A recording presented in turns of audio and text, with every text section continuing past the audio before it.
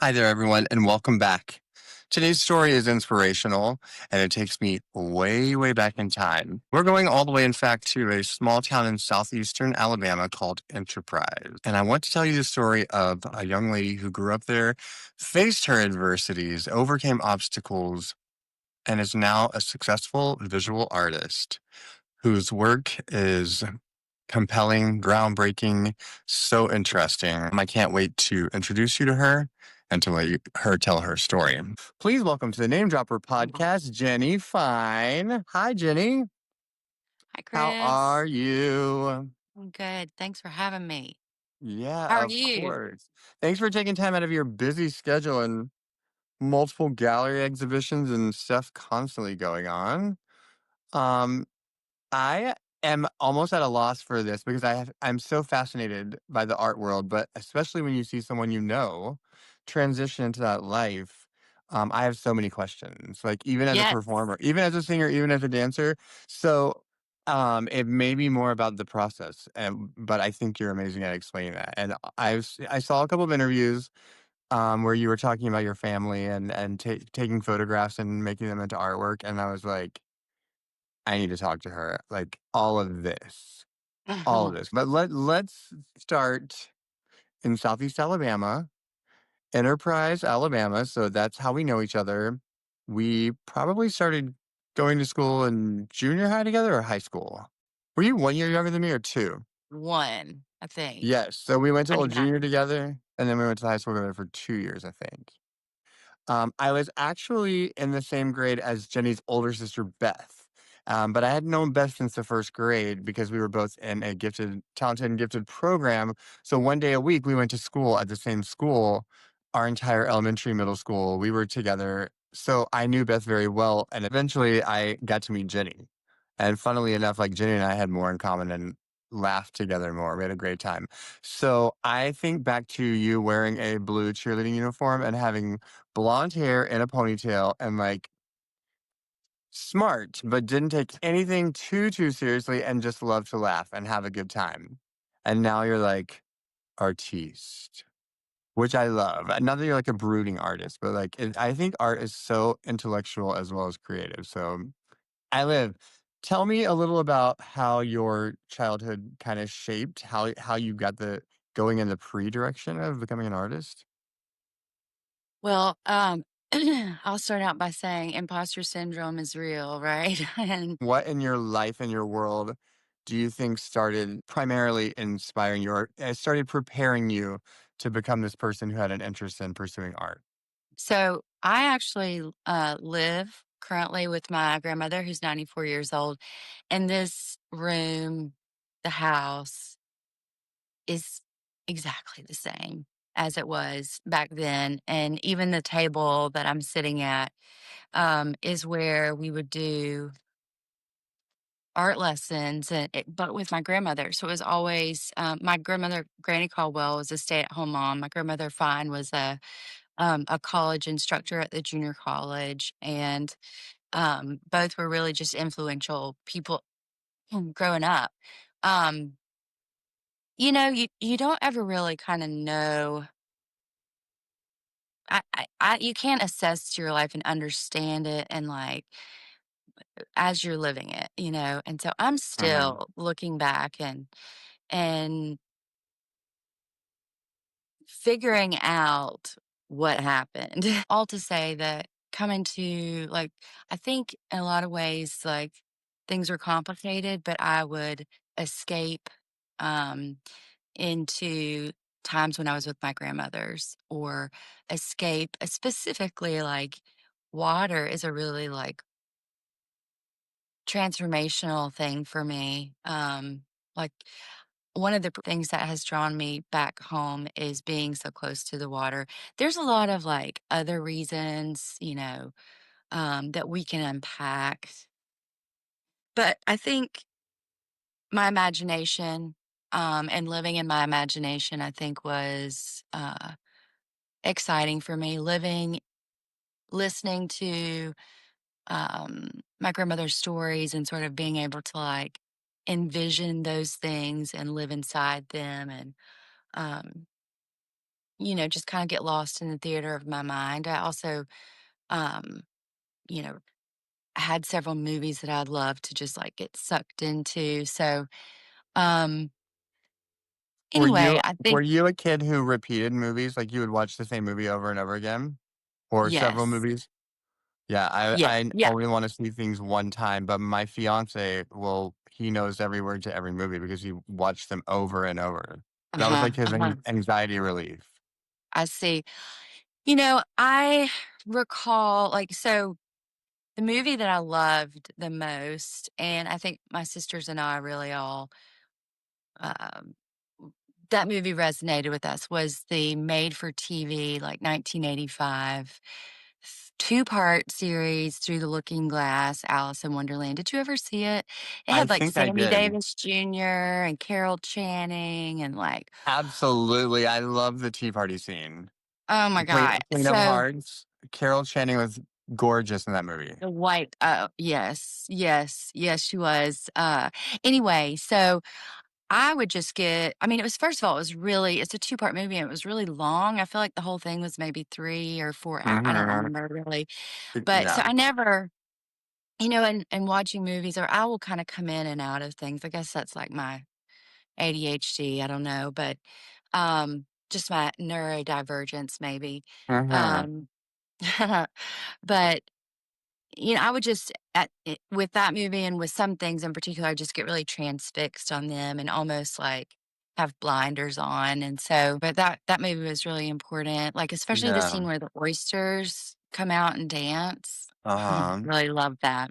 That's like the Anyway, beginning of your interest in creative thinking. Yeah, I think I took everything at face value, and I enjoyed, like, creative things, like movie moments that were really special in movies like that, but I more wanted to know how they did it, where it came from, how could I do that? I wanna produce the same thing, rather than me being like it didn't transform me to a creative space in my head immediately.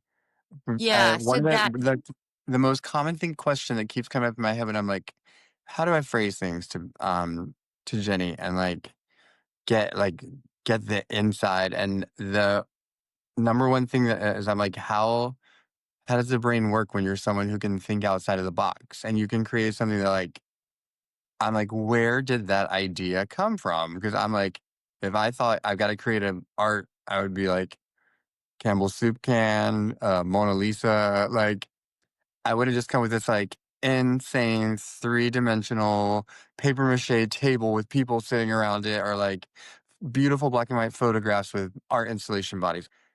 When did you start thinking outside the box? Like, you love the pearly oysters the most, which is probably so abstract and different. I loved, like, the Queen of Hearts and the way she dressed and her makeup and, like, her performance. So, like, it's very indicative of our personalities. Yes, I also loved Carol Channing's character. You never say like, "Oh, you're thinking outside of the box, Jenny, because you're outside of the box." I guess. I Right. mean, it's uh Probably when you're little, you're just a weirdo. Like, 'cause you say stuff that, like, makes sense to you, but no one else can think of like, process it. yeah, I don't mean to sound like a deer in headlights, but I think I kind of live life a little bit like that in a way that Mhm. my boyfriend now is like w he knew me. I've known him for 20 years, and so he knew me from camp, and he said that I used to kind of, like, flitter around from one group to the next, but was, like, really hard to pin down, and, Yes. um, Yes. I didn't know that. I just thought, "No one likes me." No, it was more I like you made an effort to speak to everyone and be a part of everyone's group, but unless you took particular care to pay attention, you wouldn't notice that you never actually, like, lighted anywhere. It was always going by and brushing your butterfly wings on everyone, and then, within a courteous amount of time, moving on to the next thing, and like, "Where'd she go?" "Oh, I don't know." That's a really beautiful. Thank you, because um there's a lot of self-doubt and angst and things that come with the creative practice. But how did I get started? I think really my grandmother Fine was a teacher. My grandmother Caldwell, homemaker. She also was an outside abstract thinker. Uh, She had a mental diagnosis early on, and I'm not gonna disclose those things just out of respect for her, but um, she has always been, and, I didn't learn these things until I was an adult, so these are uh-huh. just how it was. Um, and so things being a little bit different, or it just never seemed that way to me. I just didn't really understand how to fit in or how to like attract a mate, or and those Mm. things are still hard for me as well, because no fault, like real fault to my parents, but it's just like, where are you taught? Like, at what point are you taught, like, how to make a life for yourself? There's so many questions, that I'm still like, that are so Yeah. elementary. So when you say you're so smart, I'm like, oh, uh, Yeah, I mean, so well, am just fascinated because I can do a lot of things. Like I can do anything almost that you want. I can learn how to do it, but I can wrap my head around everything. Like what it's like to choreograph an entire musical, what it's like to produce a live stage show, what it's like to manage 130 employees at a Home Depot. Um, and anything that everything comes easily to me. So there are few things that when I think about it, it's probably out of a jealousy or a wish. I want something that I don't have. People who write songs and write music, I don't understand at all. People who write books and literature, magazine, any type of author or journalist or writer, and then artists, people who create work, but like I couldn't do it unless it was on assignment to look like it needs to look like this, it needs to be these colors. Like, I definitely could not. Like I said, your everything that you do is an example to me of like, I wish I had those kind of thoughts. Why don't I get those kind of thoughts? Like, but I get different kind. I'll get down in the grit with you if you want to Okay. know. Yeah, yeah, yeah, So absolutely. very happy to talk about that. So So did you go to college with the intention of studying art? I didn't. I went to college not knowing what I wanted to do. I remember being in my dad's feed and seed store where my mom was this secretary, bookkeeper, and I was little playing after school, jumping from feed bag to feed bag. And a farmer would come in and say, "What do you want to be when you grow up?" And I would be like, "I don't know." I don't Mhm. know. I don't know what the psychology behind all of it is, but when I was having to declare a major my Mhm. second year of undergrad, I was so like distraught. Yeah, it's because I'm it's not like, fair. You weren't ready to make a decision. this is like, my whole life depends on this. And, anyway, It's so like I was walking someone around, proposing yeah, someone I was proposing like one too walking early. around asking strangers, like, what do I look like I'll be when I grow up? Oh my What do you god. think? What do you think? Nurse? Nurse? Yeah. Nurse? I think your brain was always working on a different plane somewhere, and if you're not focused on yourself all the time, you don't come to those conclusions faster. Like, you don't have time to think Mm. about what you wanna do for a living in 4 years. You're imagining things that nobody's ever seen before, which And is you know what? I incredible. love it. I love it. But I will say this, that there is like no place in society, it seems these days. I don't want to get so into too deep into politics, but it just feels like we're the first on the chopping block, the Uh-huh. unnecessary ones. And but back in the nitty gritty of it, I didn't know what I wanted to do. So I took a year off and took a real leap of faith, an opportunity that fell in my lap, from church camp. Some friends That you is the probably remember second from high mention of school. church that's the second Yes. time you mentioned church camp today. That's so funny. Yes, it was very fun. I think too, like, it was the 1 week of the summer. Like, we didn't go on grand vacations, but it was always usually water. But camp, you had a whole week around piers and, like, you got out of the chaos that I was in. Uh-huh. There was just it was just a lot. So I think, I was using my imagination as a way of escape. I used going to China as a way of escaping the decision of what I wanted to be when I grow up. And Uh-huh. while I was before I went, my mom got me a camera to document. And, camera is something that had really kind of reappeared in like the family photo album and all those things really been important to me. All to say, when I came back from a year in China, I knew I didn't want to spend more than a year there because I did want to get back to school. I wanted to complete my degree, and I felt that I wanted to be a photographer after I got back, because I had a whole year of like existing and being in another culture, another world, seeing what the other side of the world looks like, realizing it's so familiar, but also so different. And, Mhm. there's something happens when you travel outside of your tiny hometown. You realize that, Mhm. like, you build empathy for other people. You, like, You don't see it understand them. ever again. Right. So I came back and the camera was my sort of entry point. I had also taken art lessons at Miss Quattlebaum's in seventh grade. Their style of art education did not really pique my interest. I got a lot of training in it, but it was basically come down into this woman's basement. No diss on her because it was a much needed art education that was filling a gap in enterprise, as we know, that is, still here. We have some advocates, but all to say, we would go down into her basement and there would be like Southern Living magazines on the stairs. And one of our she'd be like, okay, go find a picture you want to recreate. So there was always like a lot of composition and stuff was already decided Mhm. for you. And, I did really engage in making things. I did really enjoy the process of listening and like making things. Like I'm not a person that's going to bring like my knitting to a lecture or a concert, but I have taken some things to a doctor's appointment waiting room before, um, I'm off topic, I'm sure, but, Hmm. No, I love stuff um, like so you, declared art as your major?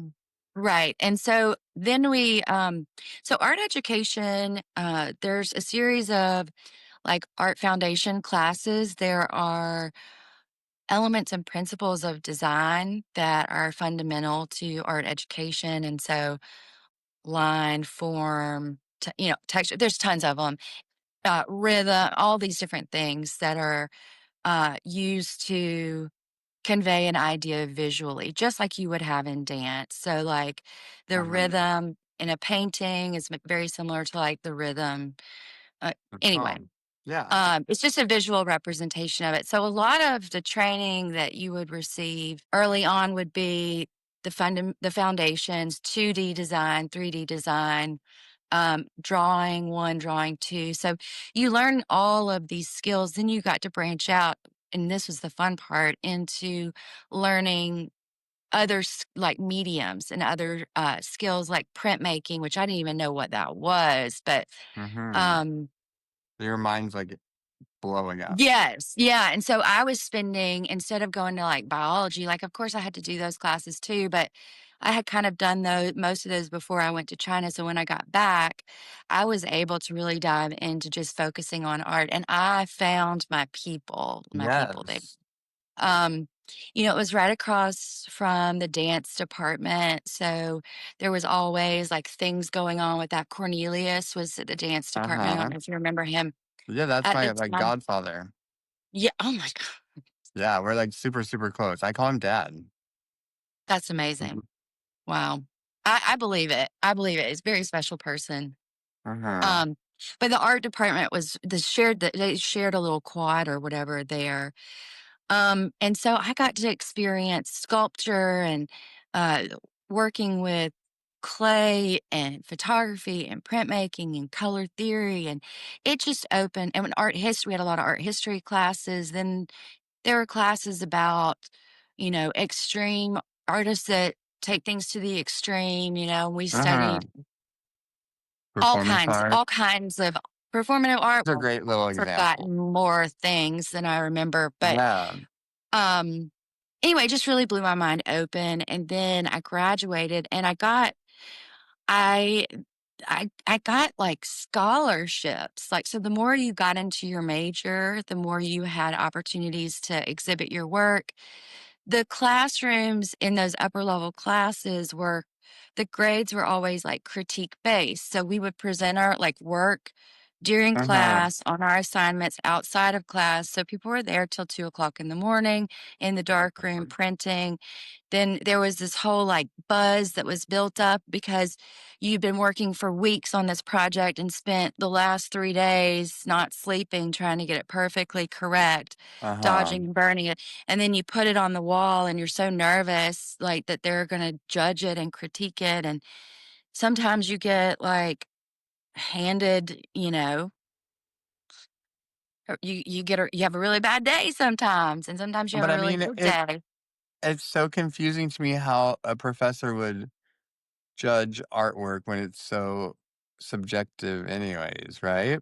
So it's a group discussion, and so everybody brings their Um, own history, their own background, their own, mm, like a meeting of visual minds.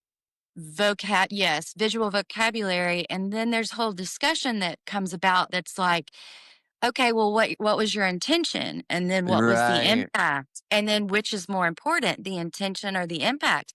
And the intention the impact has a lot to do with like the context of the artist, where they Yeah. live, how Yeah. they live, what class they're in, you know, all kinds of things. And so it's just a whole different way of looking at and assessing the world. And I didn't realize that even today I'm just blown away that some people don't think that way.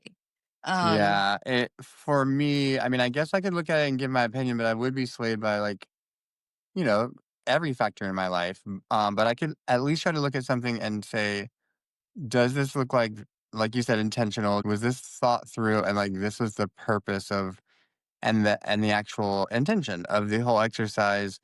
And well, finally, like, does the technique look intentional? Does it look like whatever they're doing, gluing, stapling, whatever it is, I will say does it that look haphazard or does it look like they put thought into every stroke? Like, does this artist have a clear idea of what they're asking or what they're doing? so You know? that's an early question that you would answer.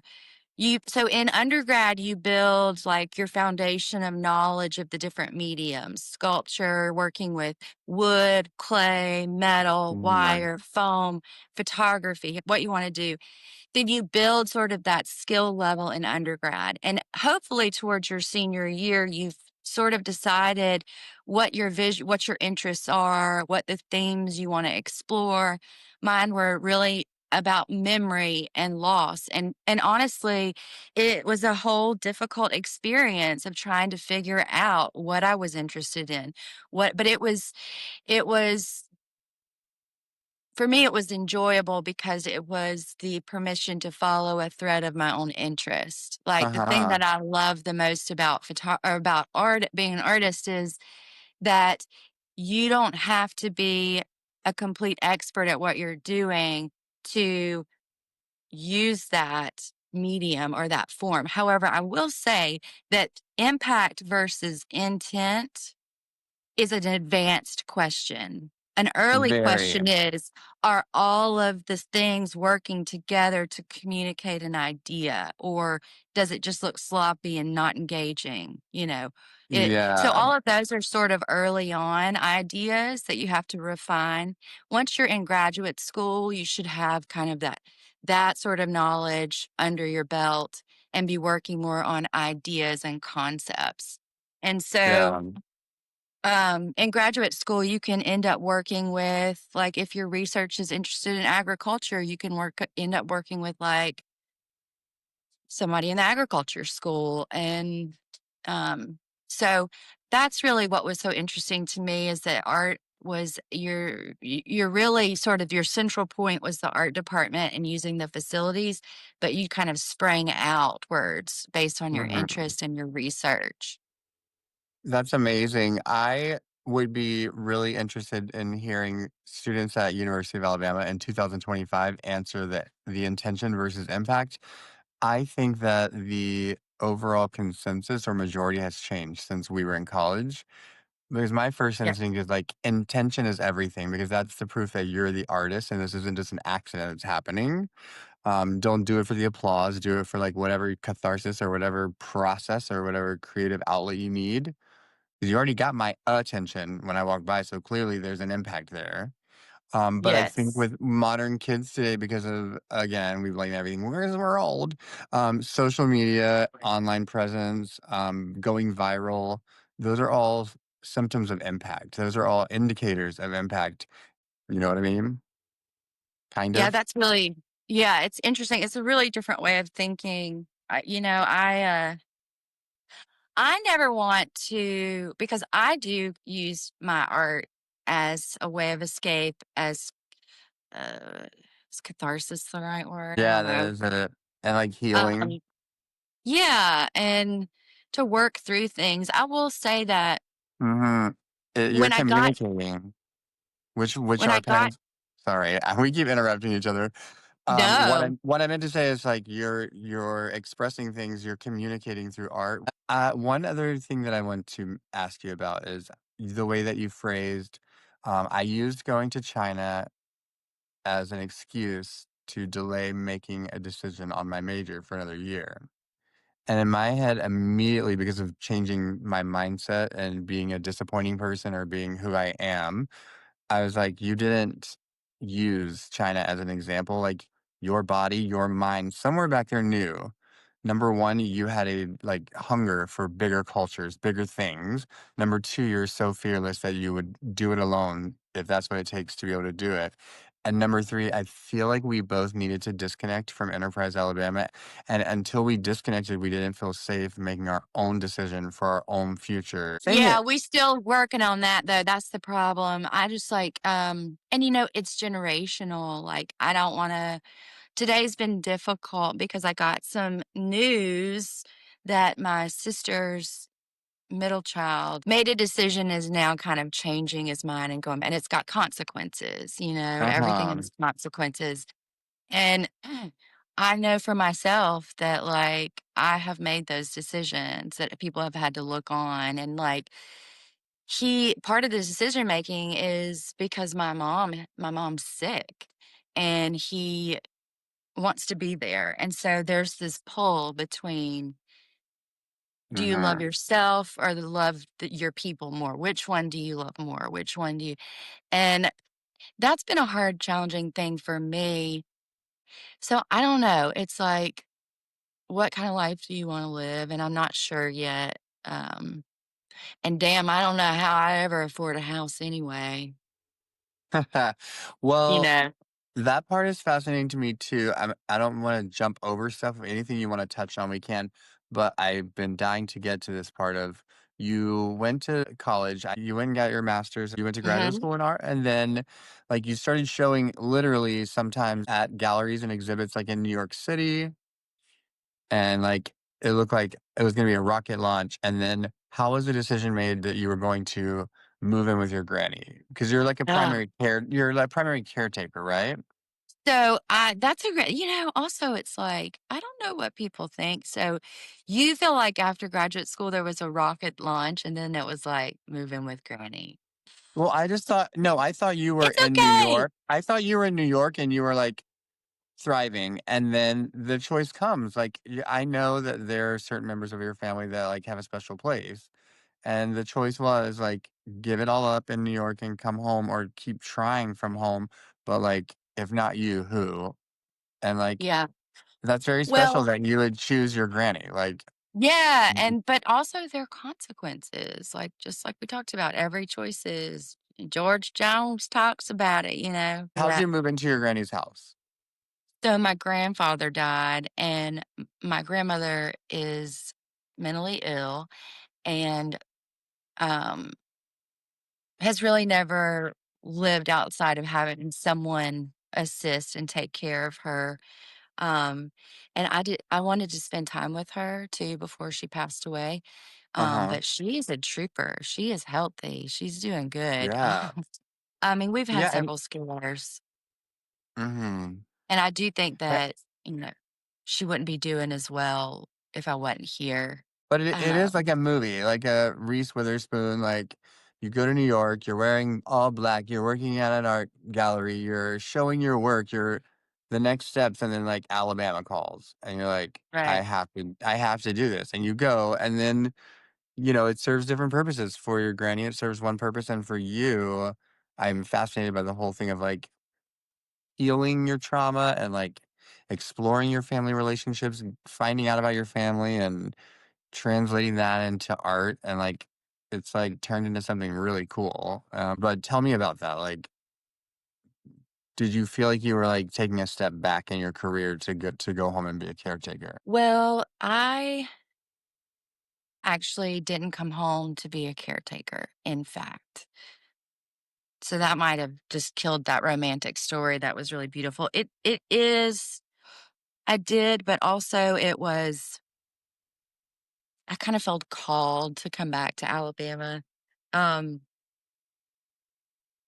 I was in a relationship that was challenging for both parties, Uh-huh. and, um, at the time, anyway, I felt like I needed to come home. For some Mhm. reason, that's what I felt like I needed to do, and soon after that, my grandfather died, and so I guess Mm, maybe it was I just didn't come, like, upon someone's death to, like, save the day. right. I That kind of there's was already again, here. there's I the had been here for difference. about a year. Yeah.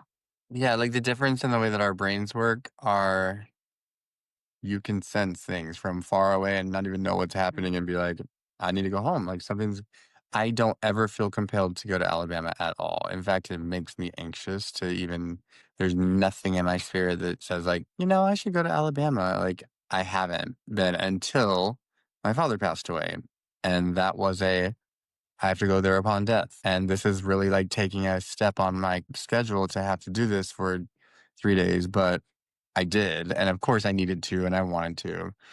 But that's where, like, our brains, like, are different and, like, what Yeah. because My sister my relationship was so bad with my family that I didn't want to go home. So even if it was my grandparents, I'd be like, "I can't see my family like that every day." Like, we were so fractured that it's not good for my mental health. So that's why I'm like, you are aware that you have trauma with your family, but you still were like, "Doesn't matter, I gotta go." Or that well, and you were still being called home even though it was complicated. think about that trauma, and I think about where does it originate and the roots of that, and, like,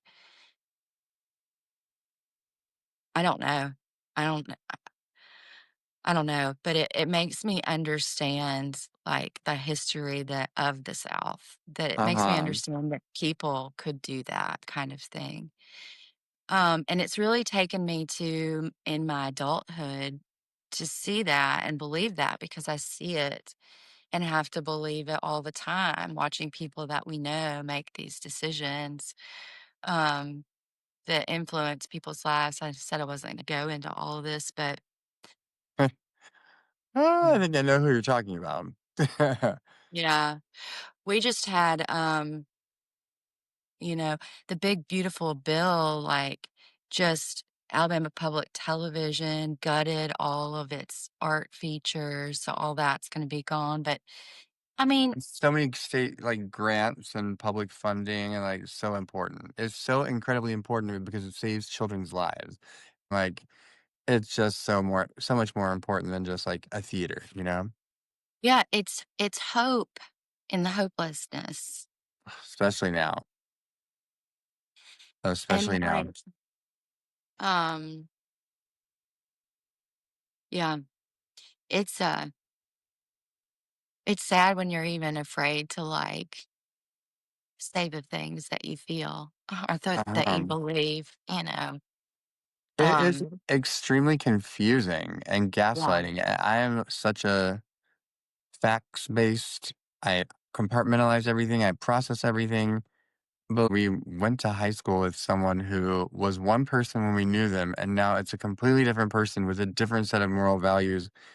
I don't know what the hell happened. Is it like, is the need for power that strong that you're willing to yeah, compromise your core beliefs? Like, I can't wrap my head around it because there are certain things I would never shift on. There's no amount of money you waved in front of my face, I would not shift on how I feel about race or about protecting women or a million things. yeah. How do you reconcile these things? And You then how do can't. you like find peace with it? Um anyway, so I have, you know, Anyway, I'm circling back to say that once you've gotten further along in the process of making things and you have sort of that under control and you've started using symbols and creating your own language with these Mhm. symbols and taking what symbols mean in the real world and putting your own spin on it by putting it with other things, like you start to build this more advanced language, not with just an audience but really with the material. And so um, my practice has really infused my daily every day. Like anywhere I go, I find objects. I'm like, this, I will use this, like being an artist is not something that I have chosen. It is something that I am, and Mhm. that I have made a lot of sacrifices that uh, really limit my ability to take care of myself and Mhm. to sustain a livelihood, um, because I don't want to feel caged. You know, I I want to live a life that has purpose, and I feel like Yeah. that this is my purpose. And so it's really hard for me to reconcile when people want to stand in the way of something that I know is a gift from God. And Mhm. so, Yeah. I don't think a lot of and people then know. it's Sorry. Go ahead. No, no, I I didn't was say gonna say any of that to be disrespectful to you no, about no, no, interrupting. no. It's that I do it all the I know, I'm time. also trying to be better about it because I think of a follow-up to that moment, and by then people move on, I'll either forget or, like, Yeah. it's the same thing if I'm choreographing. There's a similar situation where you have to go from intellectual property and translate that into an actual movement or image or, tangible item. Um, but there's still, like, you can't ever explain where it comes from the step before that.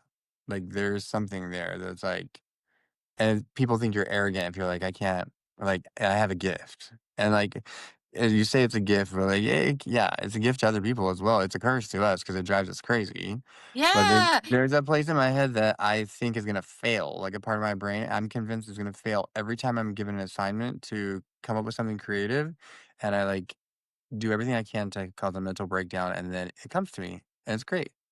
And then I stand back and act like I didn't do it, and I wonder who did that, and where did that come It's from. a spiritual experience, and you are a Mhm. medium for that. And I believe that to the core of who I am because I've experienced it too many times. Like at times when I am spending time with the work, making things, like specifically, like Uh, one time, for instance, I was making an image of Flat Granny, and it was the first time I was Thinking using like about dentures, how like can artificial I teeth, Uh-huh. enlarge the to camera create a slightly bridge of and add teeth for space the and mask. time to the And photograph. it So was then I just her, and her eyes were cut out, and those teeth were there, and she looked so garish. And at that very moment, as I was putting those things too, I'm not kidding you. I felt that big stubby finger jam into the side of my back. And the first thing I thought was, I won't show you that way. Like, like it isn't, it's communion. Mhm. To me, it's holy. And that's what I can't reconcile is like, how do you say that what you do is holy, but you want to kill what I do? Like, I don't understand it. Mhm.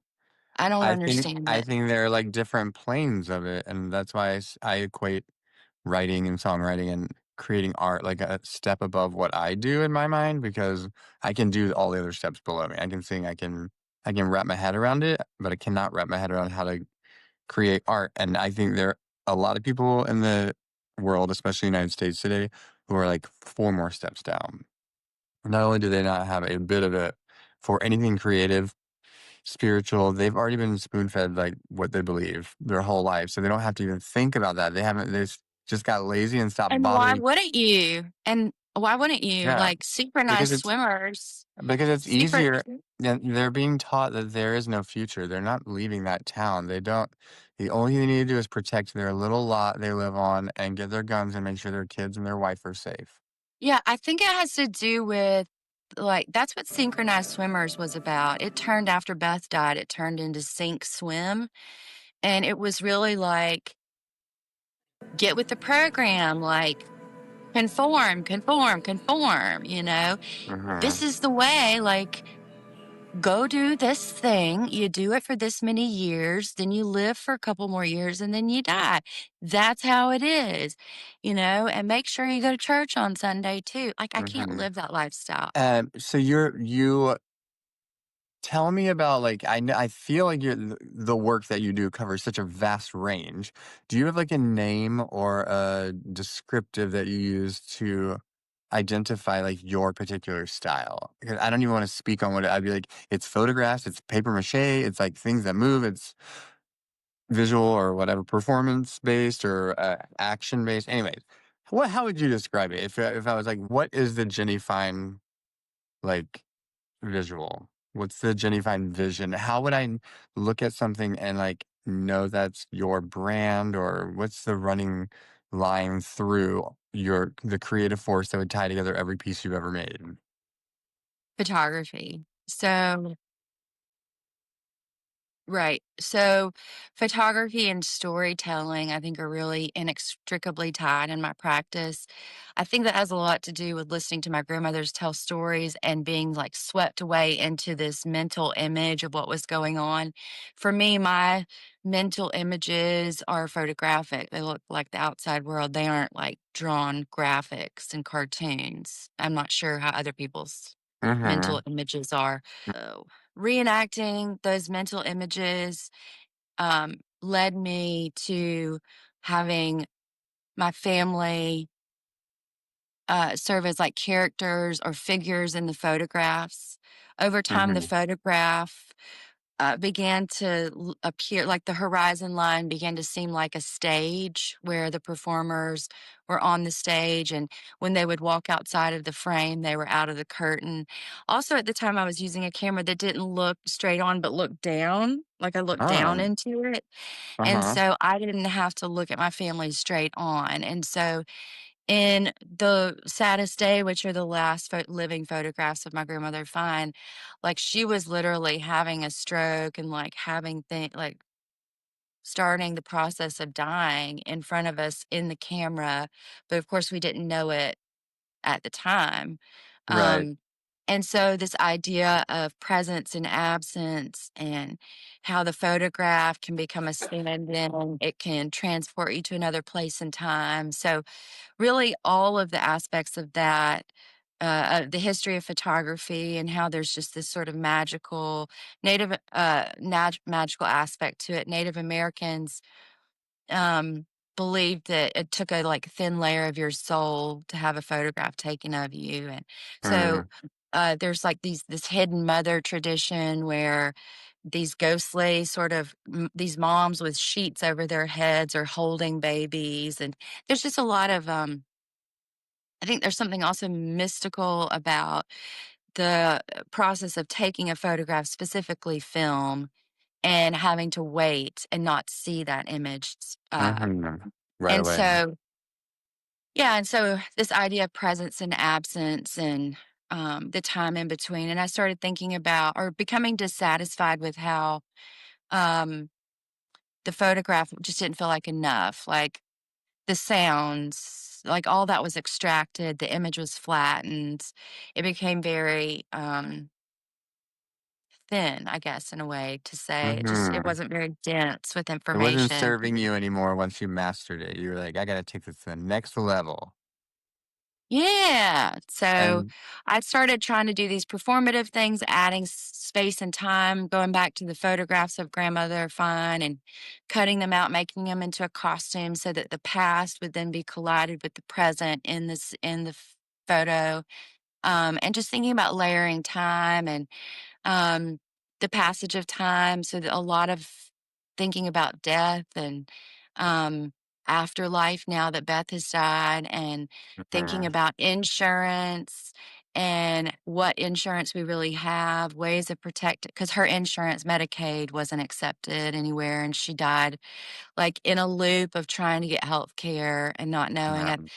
Um, So while we're there, so we don't linger too much and we can celebrate your everything.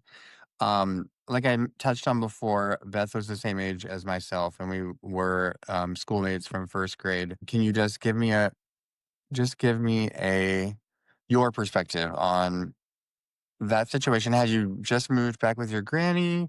Um, how was that walking through that process? I don't know how hard it was, but I can imagine.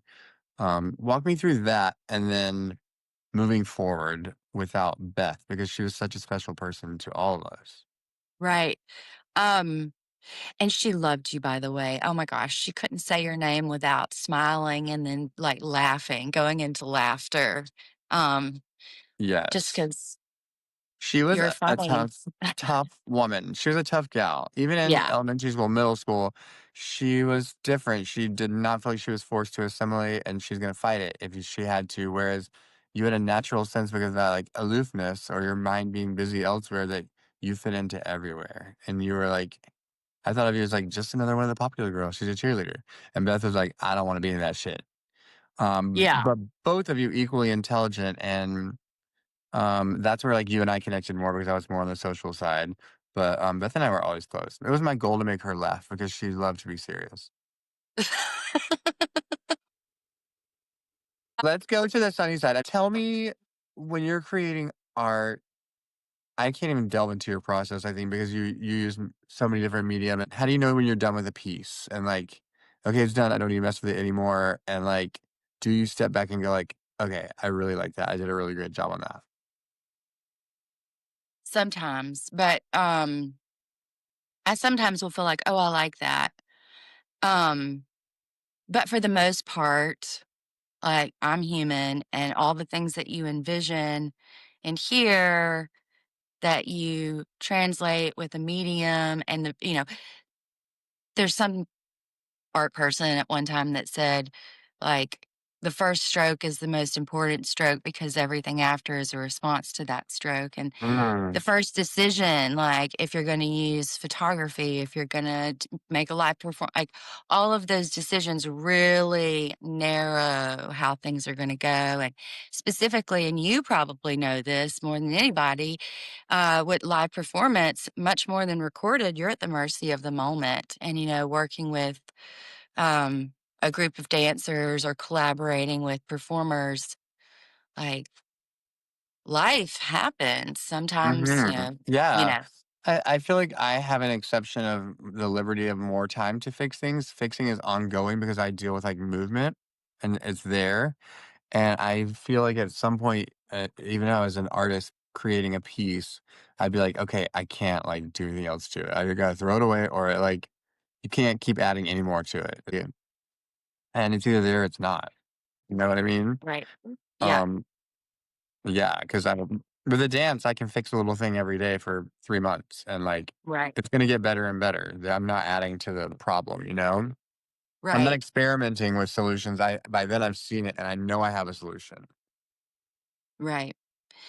But I think that in my practice now, I have decided to, like, just for the time being, rather than trying to juggle all of these different aspects, like it my in the immersive installation where there's performers and there's sound and there's all the things, like there's so many things for me to have to handle, and like I spend the entire opening in every event handling something, which I think was a bit of a coping mechanism so that I didn't have to like talk to people and like receive praise and feel Uh-huh. embarrassed and like Mhm. that whole thing. So it was a distraction, Yes. but it comes with its own challenges. Working with living humans, that have needs and time and different lives and all the things that come with live performance. And so for this project, I really want this coming project, I want it to be all the things that I do, but I want to do it in the studio and not try to do it live so that I can control things. Mhm. Um, but then it comes with its own set of consequences. So, I love how you describe things, like, assume responsibility. I'll put it that way. Or you take accountability for things immediately. You don't ever like throw anything or anyone under the bus. And sometimes to a fault, like I left to go to China to like avoid. But, like that's just your perspective. And like the same thing that you said just now, I will go and keep busy with things to avoid having to talk to people. And like what I'm hearing there is like that's not actually your fault. That's clear. Like that's a trauma thing. Um, I am obsessed with this marketing CEO named Bozoma St. John, um, who is from Ghana, originally an American citizen. She was like the chief marketing officer for Pepsi, Uber, Beats, Apple Music, and like a million other top brands. And the thing she learned to do was like when people compliment you or they're like, you look amazing, like you just like say, thank you. Or you say, yes, I do. And you like confirm it. And she does it every time because we're raised with that idea of like, I don't know how to process this information. I don't know how to receive it. I'm embarrassed. And furthermore, one step further, Enterprise, Alabama, I need to fake it and be humble and be like, no, no, no, no, no, not really. Thank you, though. And also, you have to just be confident and be like, yes, if it's a fact about you, it's a fact. You're a talented artist. I think you're such an incredibly talented artist. And then for you to be like, no, not really, then I'm like, okay, I Yeah, lied. that's Never. weird. But Yeah. instead of just being like, you know what I am, and like, you did the work. It's your brain. You're not bragging. You're just accepting it. And it builds your confidence. And I've started trying to do it more, although I'm careful about when people comment on an exterior appearance because that can be really superficial. Some of them is like, thank you, and end it, but never like deny it or refute it or act humble about it. Just like, you know what? I do look good tonight. Thank you. You know? I feel your pain. I was sitting there and I've already forgotten because Are about you halfway through what you were saying, I was like, Have "Mm, you worked six." what my ultimate question after 20-minute explanation, have you worked on yourself enough that you are okay having conversations with people because you're able to accept praise or feedback, hopefully not too much like criticism or critique that I'm people want to offer you how you can fix your work, but are I'm you able to getting receive the there. good news? I'm getting there. It's a blessing so far that I've had a good turnout in the last few years for exhibitions, so I don't have to spend too much time, and so we have with any one person. That's not that I don't want to spend time with them, but, like, there's just not a ton of time to cover everything, but I will say that there are things to end on a high note that the times that I think the work is good or the best or is Hmm. when is when I so the last piece that I made in the show was this piece called Seance, and Is it in a this table? last but it's the last piece that I made, and it was made with all things that I had on hand that I had already, like, been collecting over the years, and it was so this most recent series is, like I was talking about, thinking about insurance and then thinking about the afterlife and then all these faith, spiritual things that thinking about tokens or um, amulets or, the evil eye or good luck, horseshoes. And so just really thinking about all those. You also see a lot of those forms in like funerary floral things. So I Uh-huh. started using those forms as to reference like spiritual connecting with the spiritual world and started thinking about not only as photography as my medium, but as a medium to connect with the other side. And there's already some photo history. Um, this idea has already been done, basically. And right after the Civil War, spiritualism became really, you know, Uh-huh. popular. and having these seances and having spiritualist photographs made where you could have a picture with The a flare. ghost or whatever. Yeah. Yeah, and it was just double exposure, just techniques that weren't common knowledge. Mhm. But they were often used as a way to make money.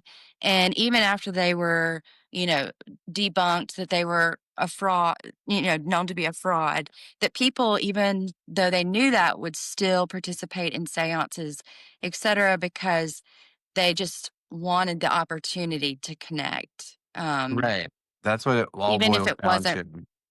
right. And so it's really about reconnecting with Beth, um, and that piece, honestly, I kind of got a vision for it about almost all the way through. And I was like, I need to make this piece. Everything was coming off the wall, and table tipping is another form of communication with the other side. And so the Uh-huh. table is tipped out of the wall, and all of the hands are made, out of spun cotton. Um, and it's really a way to weave in like my downsizing my collection of things, and really refining, like thinking about photography as a medium and as a form, but also refining the hands-on quality that you can't get with just a straight photograph. So making all the props, etc. Mhm. So when those things kind of happen, and those like visions and things all sort of come together, it's very much like magic to me. And uh, when that happens, when that is present, I'm certain that the work is done, and I'm certain that Um, it's good. And that doesn't always happen, but mhm. you hope it does.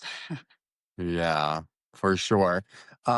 I have a couple of like kind of rapid fire questions to just get an idea of things. How many pieces would you estimate that you've created? And let's just say they've either been sold or displayed somewhere. So it doesn't have to be like, oh, I started this and then I threw it away and went. Like, how many have you created like to the end where you were like, that's a done one. It's done. Oof. I don't know. Yeah, I don't know. Thousands, probably. Thousands. And Yeah. when you start to create a new exhibit or a new project, um, do you have a number that you want to create for that? Like ultimately what goes in the gallery? Is it 20 pieces? And did you know you were going to create 20 pieces of different styles? Or is it just like keep going and see what you can make? And then like, do you have to edit? Do you have to narrow down? Do you have to not take pieces to the final showing? And are like, what does that feel like? You're leaving a child at home. Yes, it's always different based on the logistics. So, there's like the factor of budget. Like the show that I made this recently, the budget really didn't include enough to have the work transported through some sort of rental, whatever. So I had to drive the work up there, which meant that the work had to fit in my car. So there were all of these, you know, constraints that were, you know, I made a lot of work that was collapsible so that it could fit in my car. And every different form has it. Like if you have like the immersive installation, I just made it. I made the whole thing. And well, I made a bunch of stuff, and then I would get the floor plan early on and sort of make the installation based on the architecture of the layout of the room, and then would just sort of collapse it all and take it to another place that had a different Yeah. floor plan. And I would work with that floor plan to lay it out and add to or take away based on scale and budget and, Hmm. all And kinds of things. every artist that wants to show at a gallery has to do this. Is this a standard procedure for like when you Okay, do? so the art world is broken. Yeah, We absolutely. are Especially like the literal art insane. world, not the arts, but the art world is like the last Visual one. It's like on life arts support. Yeah. is it's so No broken. help. Like no help. I mean, there's this thing now called wage. And so a lot of museums and all are trying to be wage certified, which basically says we give a living wage to the artists that we exhibit. But this is only, I don't know how long they've been around, not long enough. But exposure bucks is a common, like, Gross. for it is gross, and nobody can live off They that. do it Nobody to can eat dancers real too. I'm food. always like, exposure doesn't keep the lights on. Right. Right. Also, who are you going to expose me And to?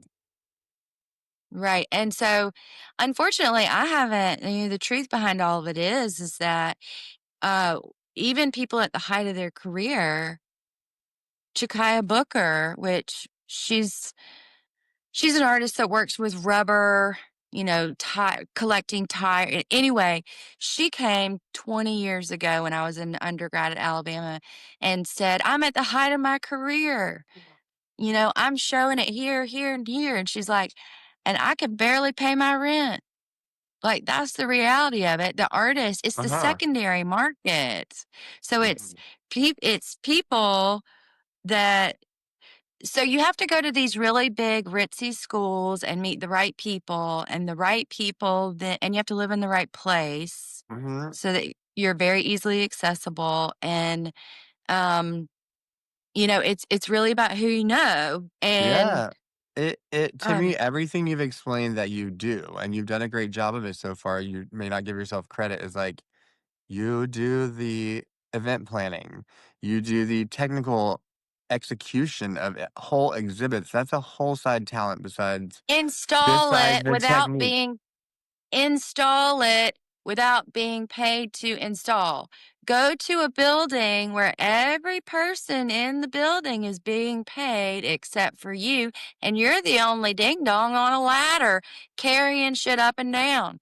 And Like, you're expected to what I'm follow the trying to say code. is You didn't artists are train as a not bad. contractor. Right. Artists are not bad people. They are fucking hardworking people that deserve a Yeah. living wage. And just because you don't think like them and don't understand it all doesn't mean that it's bad and that we should Yeah. live lives of poverty and no health insurance. hmm I wish for So 1 second we could turn a switch that would make I everything know. related to art disappear on the planet for just a moment. Well, that's And why it's so necessary, is because it brings hope in, you know, I don't know. I don't know. Yeah, we it does keep bring. trying to get on a high note, and I keep bringing us back I know. No, down. no, no. We're agreeing with each other. The funny part is we were talking earlier about talking to people at your exhibits and accepting the praise. And I was thinking it's easier for me. I am the opposite. After a show, I love talking to people from the audience and like if if they're praising me specifically, great. I've learned how to accept it. But the biggest thing is like that's why I do art is to make people feel something. It's not for money or for attention or to be clapped for on stage or to be on television. But it's like I do want to know someone's like, I that like was incredible for me, or that was the best thing I've seen, or that was a life-changing event, or you just made me laugh so hard. Like your work is really creative and funny. Like any of those things, I'm like, you felt something. That was my goal, and it's still expensive to to make that choice. And it's also a selfless thing to choose bringing joy to others over a comfortable, safe life. Yeah, I mean, really, weird artists. We got our name for because, like, people don't understand why you would do that, but it's like the compulsion to love your child, Mhm. the compulsion to have a child, to create life, is the same compulsion that is within me to produce artwork. And Yeah. If you went to the grocery store and started working just to make a standard like wage across the board, within like weeks, you would start to have like mental and physical I had a reactions. I had a good paying job at the junior college in Enterprise teaching art, but I understand it's a community college. It serves a very specific purpose, and it's a very important purpose.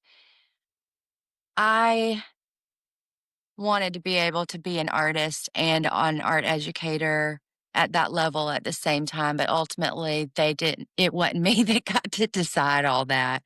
And so Mhm, they didn't mhm. renew my Networking. contract. You have to be your own agent. You have to be your own manager. You have to be your own Yeah, financial planner. Like the same thing with dancers. Like you have to market and brand. And now with TikTok and Instagram, marketing and branding is more important than what you're creating. So you have to go in and learn how to work a whole different medium in a creative way again, which is kind of fun for us sometimes, but it's still, we're doing 12 jobs just to do what the one job we wanted to do initially right. until you work your enterprise Alabama social skills and find the right connections and they're willing to push you through doors. And then you can kind of start Yeah. I sourcing think out some of those big responsibilities. yeah. I think ultimately I need to I don't know what's gonna happen down the pike, but I'm open to all the possibilities. Yeah, that was gonna be my question. Do you have a vision yet of where you might go next in your life? Like if you will you ever move again, move away from Alabama? Yeah, I think that yeah, I do have plans. I mean, I want to do lots of things. I want to travel. I want to have my own home. Mhm. Um, and I want to exhibit and do residencies. But I'm also right now looking at applying for some artist residencies in other states. I just learned that my adjunct teaching, online teaching, is ending. It was supposed to. I had the guarantee of spring, but they took it away. So back to the drawing board. So that's another. It's just always having to find the next thing. It's like Mhm. Mhm. you Yeah. never get to say, I've made it." Uh-huh. Um, There is no so everyone has a different vision of what it means to be at the top or right, to make it. And when I felt like I made it, that's when I left the like live performing competitive world because I didn't want the attention that bad that I was going to keep going. I wanted to right, see what it was like. I wanted to feed my creativity and then I took it and worked on my level with my resume and it hasn't stopped me since then. But that's what makes me happy with the talent and the gift. Other people are the gift mixes with the ego and then it gets out of control. Sometimes the gift goes right, away. Just ego only. right. I That's just I just wanna be able to have ultimately, the goal is I would love to be able I mean, it's a lot of things. I'd love to huh. be able to travel and see other places, but also would love to be able to afford, to have a safe place for myself, Uh-huh. home and a studio, even if it's, humble. Right, right, So right. but I would also love it to be down by the beach. I'm just gonna say it. That's your one prerequisite. Yeah. Tell me what you have going on, what you might have going on in the future, what's coming what's the next like outside of just your creative process in the studio? When's your next exhibit or when's your next showcase or whatever you have set up? Well, I'm learning the process of a museum acquisition. It is a long, lengthy process where someone has to express interest and then they have to write up this big report and then they have to present it to the board and then the board has to vote. But in December, there'll be a vote for an acquisition of my work for a museum. And so that's exciting. Um, and we'll see. You never know which way it'll go. But I think I'm in a season of applying to things and grant writing and getting ready for the next thing, which I do know what it is, and I may have to call on you.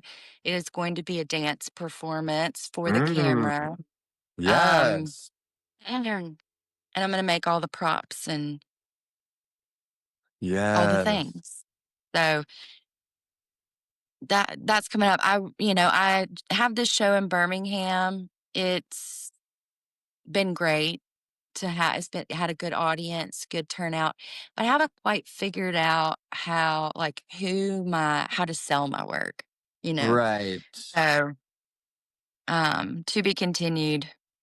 Got to Uh-huh. diversify my streams of revenue. Right. Here we are in our 40s. I'm like YouTubing. How do I sell my artwork? So definitely to keep it on the light side, I want to take it back one last time. When I think of you from high school, it's like a completely different person except for that, like, genuinely authentic, kind human being that's there. I I am so impressed and so happy that someone else from Enterprise, Alabama went and did something for me that's shocking. That's, like, more shocking than being the CEO of a company or any, like, standard success, like, because I know what it takes to be different from our families and then go and do something that most people in our hometown now could not look at your artwork and really even be able to start wrapping their heads around a thought. There's, like, confusion, and it's not their thing, you know what I mean? Um, Right. and so it's just so bold, and, like, we grow up, and the insides of us and our experiences are developed and exposed. I just would have never guessed, like, that your experiences, your trauma, or your achievements would lead to, like, I didn't know your brain worked like that, and I still picture a blonde girl in a cheerleading uniform who was so nice, I and we got know. along. Jenny Lavender came home one Christmas and she goes, I mean, you're kind of different. I Yeah. mean, I feel like you should be headbanging to country right now. It's Is like, that what is that what they think, like, a boho artist is? I think Jenny thought that's just how she described me because we would act stupid, drive around acting stupid. Uh-huh. Yeah, yeah, it's hard to self reflect, because I was so inside it all. I Mhm. have no idea what people thought, but y'all were all nice to me. Of course, it was, like, an easy choice, like, you were kind of neutral, but you were popular, you were talented, so you were in things that drew a lot of attention, like cheerleading, and you were funny, and, like, even if you were masking for trauma at home, like, you were always an easygoing, easy to get along with, and, like, super funny, and I just remember we used to laugh together. I think you thought I was probably crazy, but No, I thought you were hilarious. I remember you coming out and we were always painting those signs for the pep rally and you and mhm. and we would all talk just like, do you remember Yeah. that? I feel like we would go get snacks or something, I don't know what was going on, but I Yeah. definitely remember painting with the big thick markers for, like, Yes. pep rally signs. Yes. I don't know Yes. whose class I was leaving or whose teacher assistant I was.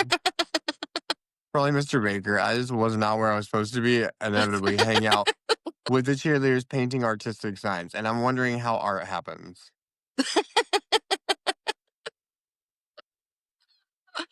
I have no uh idea. I love that so much. The last thing that I wanna ask you is see, this is just a pop quiz. If you can't think of anything, it's okay. Is there anything, especially being in Alabama, it's gotta be easy, that people do that you can meet them and you think they're a nice person, and then they do this one thing or this one characteristic or this one action or behavior, even if it's small and petty, that, like, immediately gives you the ick factor where you're just icked out by them, like, I can't, like, ew, they don't seem attractive anymore, or just like, ew, I can't stand their personality anymore. well, when you said enterprise, I think the first thing that I thought is when somebody has those big like cars, that for sure. But I also have very little patience with, and this is like an epidemic, but I have so little patience with people that have like a full time paying job, but they don't do their job. It drives Mhm. me insane. Drives me They, like, insane. avoid work. Yeah, they want you to do it. Somehow it's always Yeah. back in your court. I'm like, What do didn't you I what just do you do? right? Yeah, I agree, and people who try to pretend like they're not avoiding work and they think that no one can see it, I'm like, "Hello, you're like an emu, like, your head is in the sand right now, but we can see everything that's happening, and you're like the hit dog hollers, like, the loudest. They're, like, claiming all these things they've done for the day, and you're like, "I've been here with you. I can see what you've done today." Like, "When did you do that?" Like, who's, like, delusional? You or me or what? Like, yeah, that is strong. That is strong, and those people will always tell on themselves too because they feel guilty about it. Like, you'd feel less guilty if you Yep. just got their ass up and did some work. Then you're not guilty and you did your work.